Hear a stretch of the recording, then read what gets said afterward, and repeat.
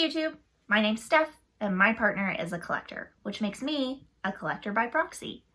So today I have part one of our film pickups that we've had over the few months that I haven't been able to make any videos. I've separated these parts into different sections of the types of films that we've picked up. First, part one is going to be for our Canuxplotation pickups, which is Canadian exploitation. And then also our Italian pickups. So Italian directors, Italian speaking, Italian made films. So let's get started. Canuxplotation is pretty important right now in our house because Andrew is writing his thesis for his master's on Canuxplotation horror specifically. So we've been watching a lot of Canuxplotation films and we've picked up a few as well to enjoy and to also help kind of for his thesis. So I've gotten a bit of education on that as well by proxy. The first film we picked up is a Severin release, and that is Siege. This is a 80s Canuxploitation based on the 42, well, based on like loosely like what if based, loosely based on the ideas of what could happen during the 42-day Halifax police strike, which is an interesting part of Canadian history. So this is kind of the what could have happened during that police strike, but a very cool film from what I've read. I'm excited to check this one out, and that is Siege. So if you're interested in, you know, Canadian history, in Halifax, and into some like crazy, violent Canuxploitation, check that one out. The next one that we got is I think, like very essential Canuxploitation, I would say. Very different take on the classic like slasher formula that we see today, and very Canadian, and that is Black Christmas. So this was directed by Bob Clark, who is American, but this is still a Canadian film, Canadian slasher. For those of you that don't know, Bob Clark also directed A Christmas Story, which is like completely different take on Christmas. So it was pretty interesting. I grew up watching A Christmas Story like every Christmas, just like the 24-hour marathon of A Christmas Story on all the time during the holidays. And then I just recently watched this movie and holy cow, very different. So if anyone's interested in Bob Clark and seeing like something very different, this is definitely one to check out.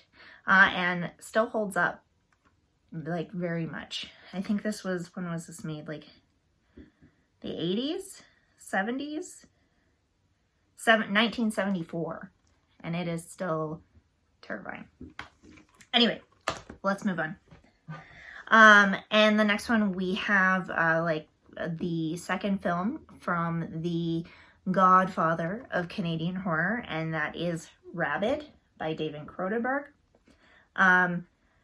It's technically not his second film because he did make two kind of experimental films before Shivers, but like in like the overall career, most people don't count those. So after Shivers kind of ruined his career for a couple of years, we got Rabid. I haven't seen this one yet. Shivers was awesome. I just recently watched that one. I'm excited to see Rabid as well. And that is a Screen Factory release. And finally, to complete our Canadian section, our Canuxploitation section, we picked up Killer Party by William Fruet. William Fruet directed. He has a really interesting career too. For a Canadian director, he started off as a really renowned kind of art house kind of in that snobbier like echelon of directors. And then when the tax shelter era hit, he moved into horror, which kind of ruined his career in terms of the art house stuff, because horror was seen as, you know, not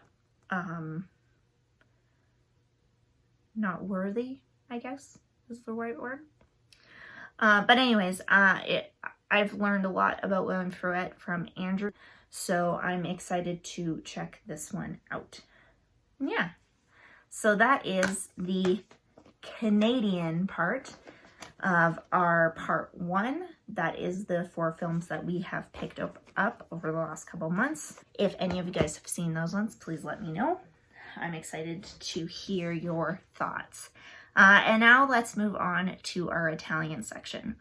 We have picked up, surprisingly, a lot more Italian movies over the last little bit.